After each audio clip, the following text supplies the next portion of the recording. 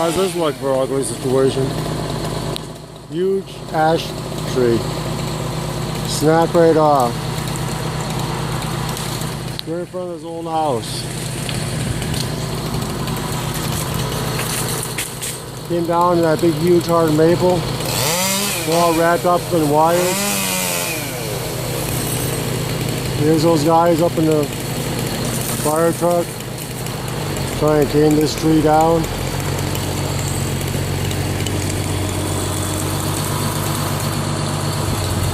Here's a fire truck. That's right on Main Street in Coventry.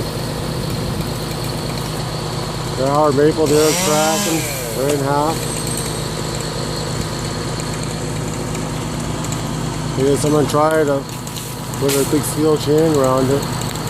That's not going to do no good. Alright, thanks for watching. Enjoy your winter day. And don't have any nightmares over this tree.